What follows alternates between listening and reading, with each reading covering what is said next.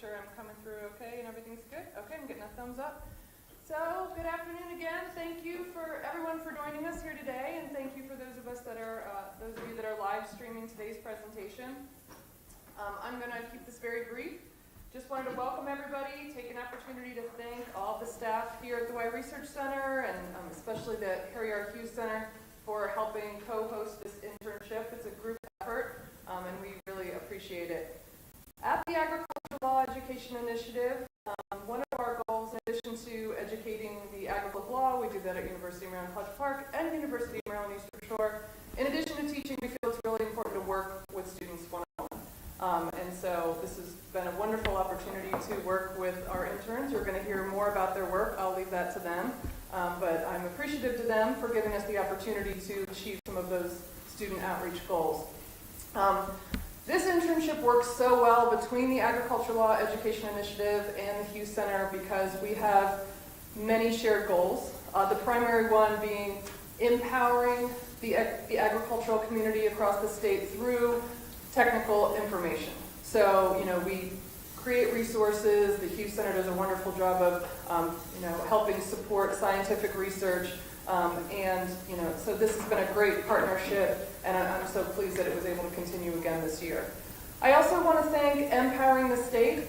They're a very important partner in this internship as well. And I hope, everything you hear today will be a perfect example of an Empowering the State successful program, bringing together talent from University of Maryland Baltimore and University of Maryland College Park, and hopefully helping to create resources and work on some innovative solutions that would have been, less likely to do if just one institution was working independently. So hopefully that collaboration is what you're going to hear about today. So with that, I'm going to hand it over to Dr. Kate Everts.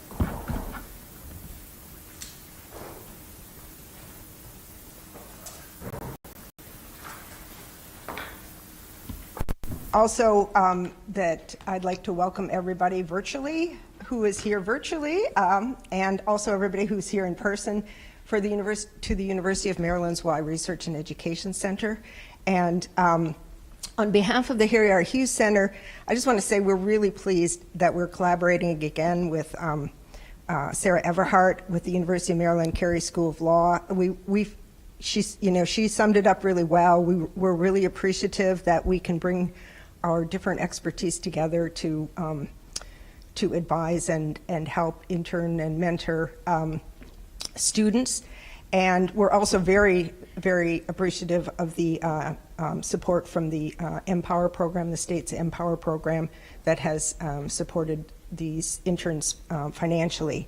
So at the Hughes Center, our mission is to provide leadership that promotes the use of environmentally sound and economically viable practices that promote agriculture, forestry as premier uses of land in the state. And so to that, we really try to bring and promote science-based and research-based information that can inform policymakers, decision makers in the state, both in the private sector, the public sector, citizens, and on. So this is really a neat collaborative where we bring together the law school as well as our AG&R, more agriculture, science, natural resources, science-based backgrounds to inform policy and decisions. So with that, I think you will, I'm not going to talk about their programs that Maeve and Cody did over the summer, but I think you've heard from our mission statement that our mission is actually very, very broad. And you'll see in the types of projects that they worked on that their work has been really broad as well. And it spanned everything from hip camping, which I had to learn what that meant, to forest tree planting programs in the state. So, really a span of extremely broad projects. And as Sarah said, their work has really allowed us to advance things that we would never have had the opportunity or the resources to advance without them. So we're appreciative to them as well. So I will let them introduce themselves and their backgrounds a little bit and hear what they did. That up there. Well, thank you, Dr. Everett, as well as Sarah Everhart. Welcome, everybody. Thank you for attending here in person, as well as virtually online. We really appreciate you taking your time out of your busy schedules to sit here, whether at home or in person, to listen to our projects. What we've done this summer, really excited to present. So my name is Maeve Kessler. I'm a current policy. Most of my background is very science-based. I currently survey on the legal guide to direct farm marketing. What was great about all these projects is they come from many different sources. Some are legislature mandated, others come from stakeholder requests for some research. It also allows us to inform. So to start off, the first project that I was able to work on was farm camping. So it's kind of like Airbnb, but for camping. So pretty much what happens is we have campers that are looking for a place to stay, and farmers have sites on their land, so the campers can pay a nightly fee to stay on their land for a certain amount of nights. What's really kind of been advantageous for farmers is it's really easy for them to be able to start these practices on their land. There's not a lot of requirements through the companies currently doing this. And they get to keep, through Hip Camp, 90% of the profits from, the cost of them staying on their land. This kind of project came about and how it got to me researching it because this has become more of a day, one night, but it's understood that, and it's understood among the campers that when they're there, they will purchase the farm's products. So that's how the farm's getting, advertisement, getting their name out, as well as people coming in and giving and purchasing their projects, their products. So then some of the issues that has come up with this conservation easement requirements and potentially impacts to property tax assessments. Now, as an environmental scientist, mostly studying science, I didn't know what any of this was, so that was fun. So I spent a lot of time I went through and read every single one of Maryland's zoning codes, so that trying to find, what is actually permitted in agriculturally zoned land. And it's very different per county because each county is specifically addressing that and allowing that in their land, their areas. I also learned a lot and looked into the agricultural use property tax assessment because this is something that could potentially be impacted if farmers are now having more of this on their land. So I learned about that as well. For the way that this information kind of came closed up was I did a presentation at the Agricultural Marketing Professionals meeting. These were professionals referred to as AMPs, and I provided them with an outline that could be used, to inform policy in policymakers. This outline specifically outlined the challenges and the strategies that could potentially, help with these challenges. What I learned is not only in Maryland, but in the nation are tackling this multiple different ways. So it's not like one size fits all in how to address this issue. So the climate vulnerability assessment for Maryland agriculture came up in legislation the Hughes Center was named in, along with MDA and MDE. So the Hughes Center is charged with creating a plan for how this assessment will be conducted. So this is essentially a plan for a plan. So I've been working really closely with Dr. Everts on this and the project leadership team, which is made up of a broad range of stakeholders, including MDE, farmers, some other folks from around the state. So my research was looking at assessments from other states that have been conducted in the past decade or so. A lot of these assessments are a lot more broad than just agriculture. They look at other sectors like infrastructure, transportation, public health, et cetera. So I really focused in on those assessments that had an agriculture component and looked at what exactly in agriculture did these studies assess. What were they looking at how climate's going to affect livestock, crops, horticulture plants. I looked at who conducted the assessment.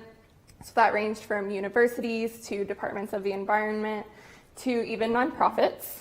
I looked at how the assessments were conducted, since that's kind of the stage of this right now, is coming up with a plan for how Maryland will conduct its assessment. I was really focused on how these draw conclusions based on that.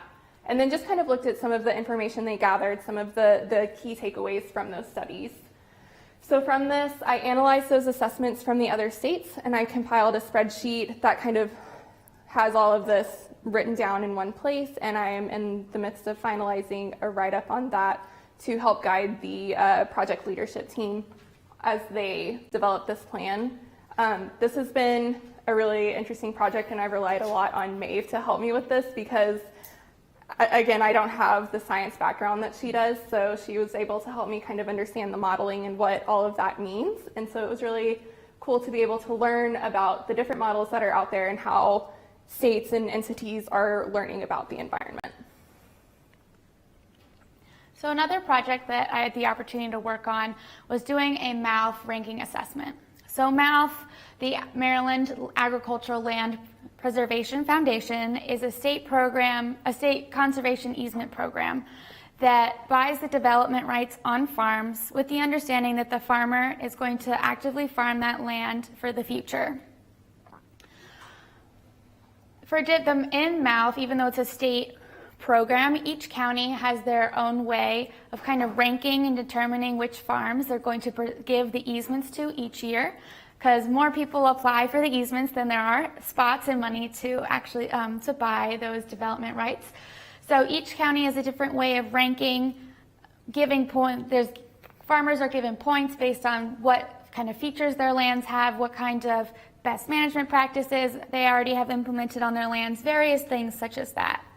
So we were contacted by Talbot County and asked to assist them and provide some research on these conservation and stewardship sections within these ranking systems. So I went about, I know what best management practices are, referred to as BMPs, because many of them include like cover crop, grassed waterways, restoration, wetlands, things I had been working on with Dr. Ray Wild in the lab, as well as talking about in my classes. But I, however, did not know what conservation easements were. So that was fun to kind of learn how those are implemented and used through conservation in Maryland, specifically in agriculture. So for my research, I looked at all of Maryland counties' MALF ranking systems, specifically looking at their stewardship and conservation sections. I also looked into the MALF easement requirements. So for a farmer to receive a MALF easement, they apply and receive it, they have to meet certain requirements in order to do that. Talbot County itself lists 10 best management practices that various farmers can earn points for. What I learned by looking at all of the counties' ranking systems is that they're all different, like I said earlier, and not all of them actually have conservation and stewardship sections. Only 16 out of the 24 if you're counting Baltimore County. And they're all different. Some of them, a few of them are the same, the exact same, but most of them are working towards similar goals across the country. So as an example, in New England, there's a nonprofit called Farm to Institution New England, or FINE.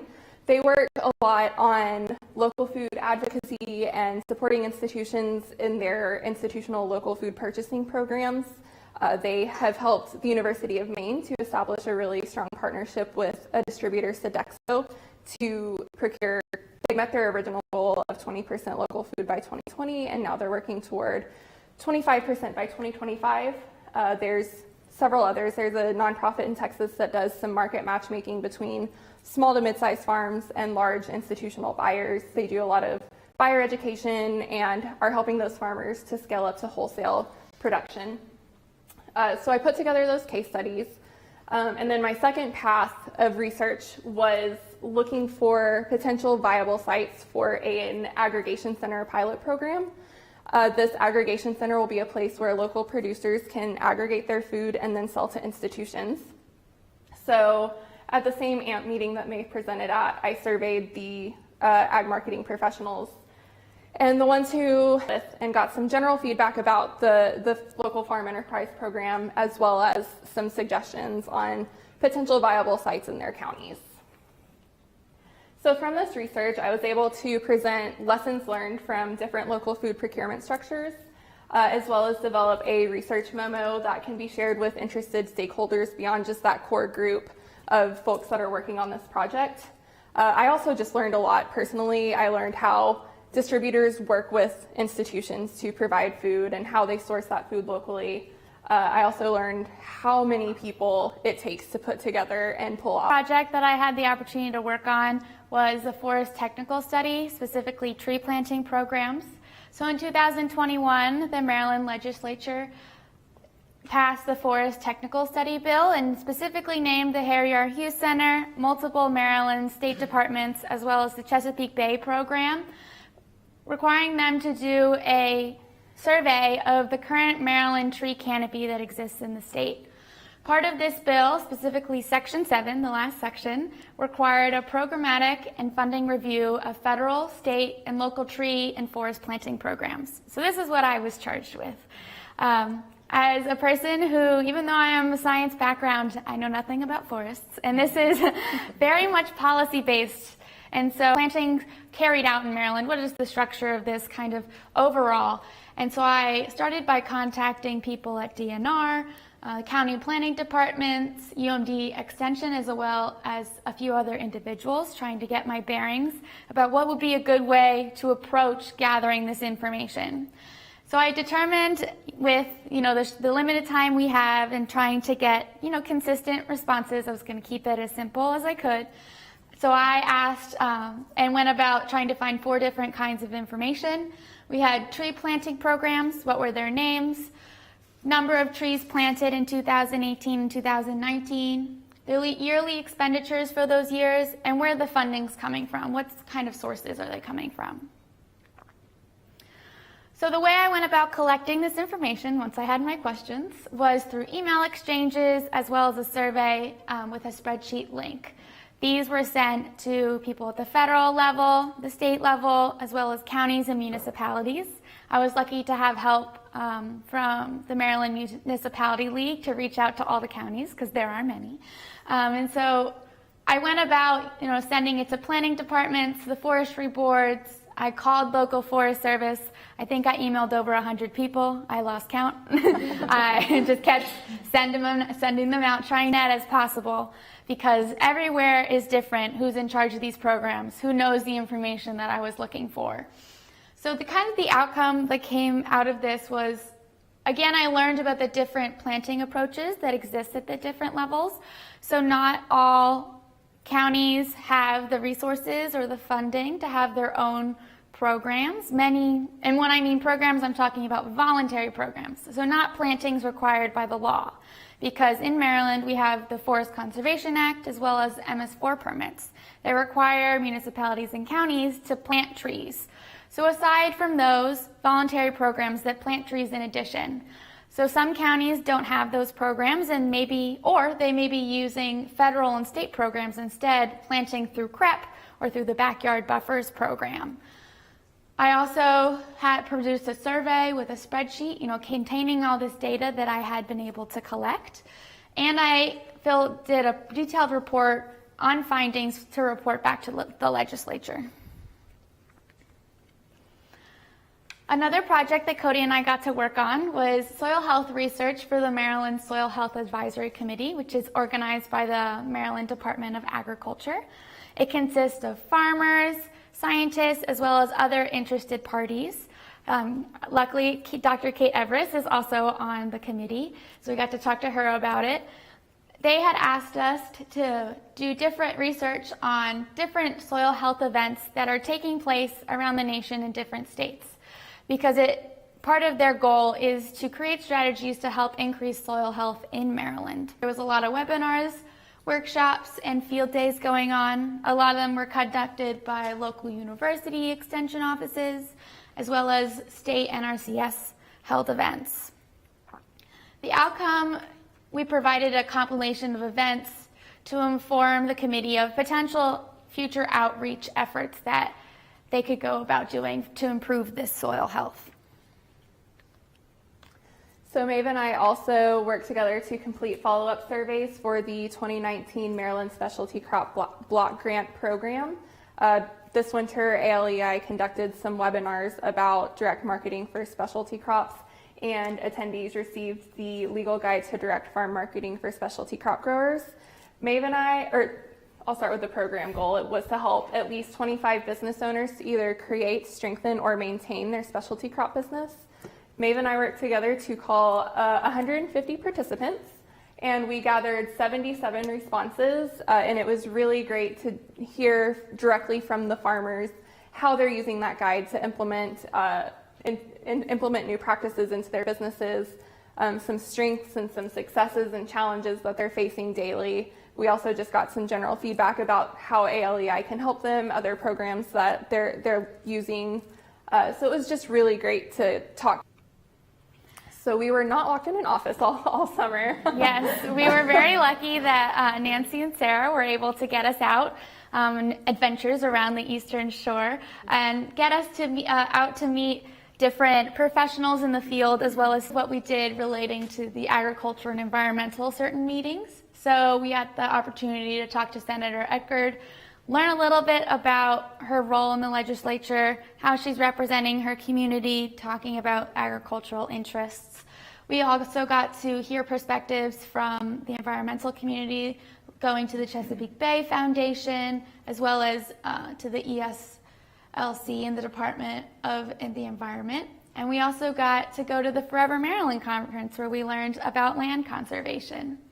And it was really great to hear from a broad range of stakeholders at different ends of the spectrum, to hear their perspectives on different issues that Maryland agriculture is facing, and how, you know, different folks in the environmental community and the ag community, which was a lot of fun. We started out at Harborview Farms, got to talk to Trey Hill there, and he told us about some of the conservation practices that he's implementing on his farm. He also talked to us a lot about carbon trading, which, to be honest, still goes over my head, but it was really interesting to hear about it. We went to Fairhill Farm. Lead Maryland allowed us to tag along on a field trip there, so we got to see their road. Also had the opportunity to sit down out there with the Fry family after the tour and hear from them about some of their advisory committees. So we were able to talk to him about that project and hear his perspective on the committee's work and some of the things that they're doing. We attended the Commodity Classic a couple of weeks ago, where we got to network with farmers from all around Maryland. And then last week, we were able to go on a tour of a hemp research plot here at the Y. Some of the extension researchers out here are doing some research about, you know, the right amount of nitrogen to apply to those plants, because it's a pretty new crop here in Maryland. We also got to go on a trip with a riverkeeper from Shore Rivers, which was a lot of fun. I started out the day knowing nothing about boats or even how to get on a boat, and clearly by the end of the day, Maeve and I were driving the boat, so it was great. We collected water and algae samples and some other data, and then we learned about what riverkeepers do, not only to monitor water quality, but also their additional outreach and education work. So kind of some takeaways looking at the whole internship, and as simple as it may seem on the surface.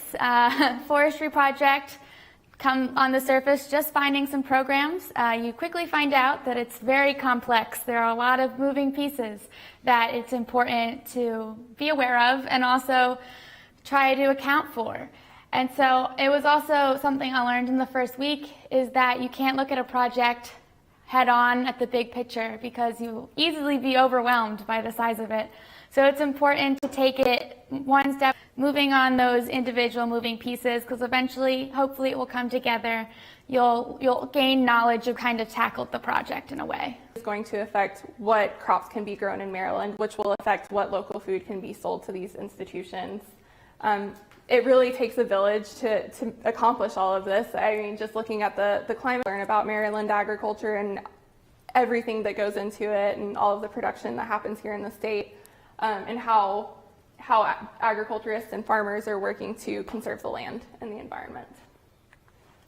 So we wanted to take a special moment to thank everyone, not only at the Harry R. Hughes Center, everyone in this room, everyone virtually, who is willing to sit through our presentation after lunch, the sleepiest time of the day, and everyone that was willing to speak with us when we went out on our field days as well as virtually over Zoom. We really appreciated hearing about your experiences, hearing about your perspectives, because that really influences not only our projects, because we were able to talk about, use your knowledge and talk to professionals, learning about the different ways that you've come to where you are currently in your career. So we really appreciate that. And just echoing that from Maeve, we really want to say thank you to Empowering Maryland for allowing this internship to happen, and to Dr. Everts and Sarah and Nancy for all of your guidance this summer and helping us to develop and grow. Yeah, so that was just a little taste of all of our projects. Like I said, we did a lot of research, so we'd be happy to answer any questions to talk about them some more. So. And for the, since we have some folks watching virtually, there's a microphone that will be brought to you if you have a question. Okay, who wants to be the first victim? I'll ask a question. Okay. So, Microphone. in the local project, they're saying 20% of institutions are supposed to be purchasing local food. Mm-hmm. What's the time frame on that? So up to working toward that, specific wording in the legislation is that the Department of Agriculture. It's a huge endeavor, right? It is, you know, I think of like the University of Maryland campus, right? Mm-hmm. They would be under that. There's, right. You know, like how could you, that's a huge challenge. It is. A laudable one, a good one. Yes. But a huge challenge. It is a big challenge. That will take a lot of work and a lot of a collaboration. Yeah. Well, thanks for your work on it. Thank you. About the tree planting programs, are they mostly tree farms and buffer based? I don't really know that much about them. So it varies a lot. So a lot of the municipalities, because they're smaller, do mostly street planting, replacing the trees that are old or maybe the ones required by the Forest Conservation Act and MS4 permits. A lot of them, if they wanted to do buffer, use the backyard buffer planting program, which is a state program. The ones that, like I said, on the local county and municipality level, plant in parks, they provide sometimes coupons or refunds to private individuals that want to plant trees on their private land. So that's another thing that the programs do. Are they almost all cost share programs? Not all of them. So like I said, some of them are, but a lot of them are funded locally or through fee in lieu funding sources. Did you ever see anything where they would do tree plantings and they were trying to get away from monoculture? There was a lot. I saw some where systems. they were trying that, especially maybe. I didn't get a lot of information about it because, like I said, I asked those have their own nurseries, and I think that, like I said, for those private land on a tree we're planting. Thank you. Yeah, no problem. Just curious, what were some of the specialty crops that you all got to, that they were planting? I was just wondering, what. That's a great question. I heard berries. I had never heard of ground cherries before, but I was like, wow. Yeah, there were a ton of different ones. Yeah. Thanks. One of the goals of this internship is to prepare you and give you a better idea for what you want to do in your future career. So that was positive. I would say I really appreciated the work. I liked being able to contribute in that way and make these memos, reports that would inform future policymakers. So I think I'm going to stay more on this path of doing research, but also looking more into law and policy and but also incorporate policy based on sound science. Yeah, I came in knowing that I wanted to work in ag law in some capacity. We've been able to meet with several attorneys from different sectors, so nonprofits all the way up to big corporations. And so it's been good to hear from them about their work, and I feel more confident that I do want to work in food or environmental law, and that there is a really strong need for it. So I'm really excited. Thank you.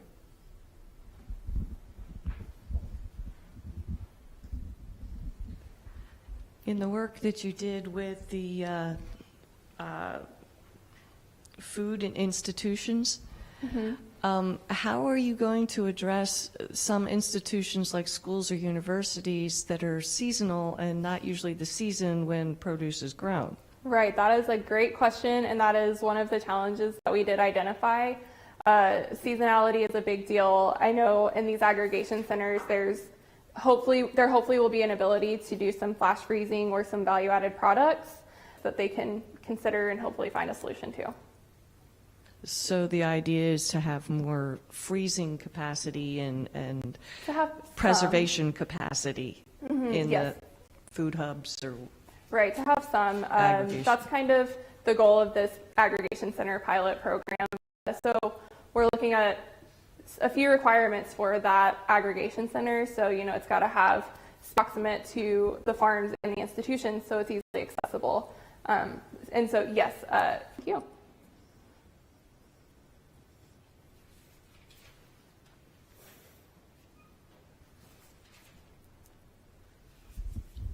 I want to say first that, just remembering back to my internship days, I might have done one of these projects in an internship. So the fact that you both accomplished so much is amazing to me. So you should both be really proud of yourselves for that.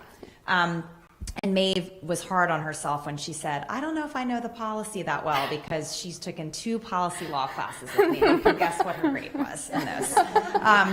But so the question I had actually 2. One was about the MALF ranking assessment. I was just curious, it sounds like they're allowed to continue to farm, but the conservation easement part means they can't sell to developers. Is that what it's trying to keep them from doing? Yes, Yeah. yes. So it's the easement is trying to conserve farmland. So by the farmers either receive, a lump sum of money to buy this development that is based off of their property value. And when that happens, they create a contract between the farmer and the person giving the conservation easement that pretty much says, here is what you're allowed to do on your land, is staying in productive farmland. Yeah, so that can be complicated. There's also conservation easements where farmers will gift their land in exchange for tax breaks. So it definitely has its pros and cons for that reason, yeah. And then the second question was, I'm just curious because I know nothing about this, the legal guide you worked on, what were some of the legal, I have no idea what legal issues might come up with direct farm marketing of specialty crops. So what are some of the legal issues that would are? Definitely a bit more on permitting and things of that nature, contracts. So this is kind of informed. It was meant to be for also new farmers to help them kind of know what they have to accomplish, what kind of documents they need available to be able to sell at farmers markets. An issue that people had to learn about. So how do you do payment methods over an online source? How those kind of things that are addressing, how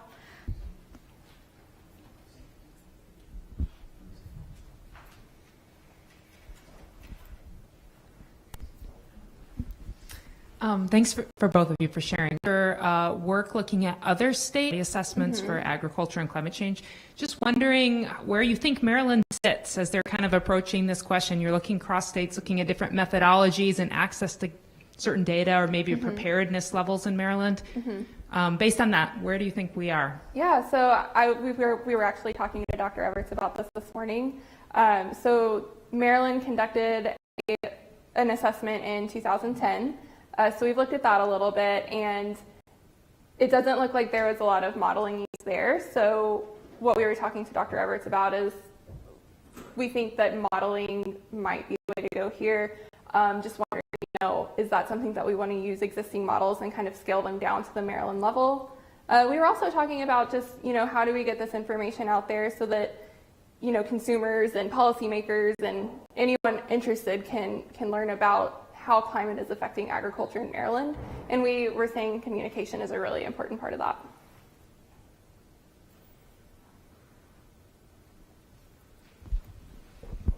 So if you could change one thing in Maryland, policy-wise, Oh gosh.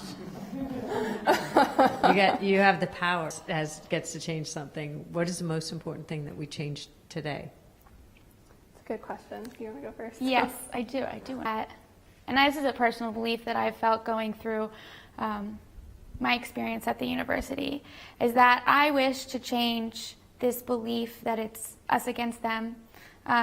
Because if we're going to have effective legislation, if we're going to have effective change that has been law policy change, but more an attitude change, I guess you could say, that, legislators were going out. Senator Eckert was a great example of some picture, but more trying to get in tune with what are the issues in her community. Spitting fact of you need to do this, because if we want people to work together, farmers, environmentalists, you have to listen to people's concerns and be open to this idea that there has a planet. So it's really important to mend those things and weld them together. Mm-hmm.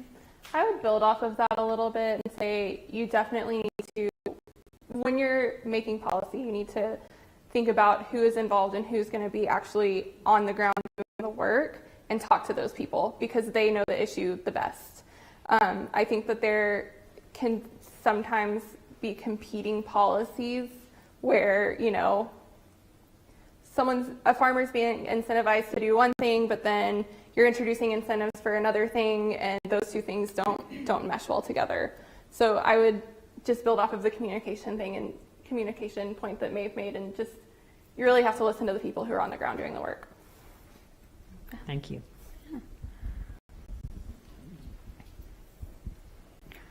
Well, thank you, everyone. If no one has any more questions, like I said, we really appreciate you being here.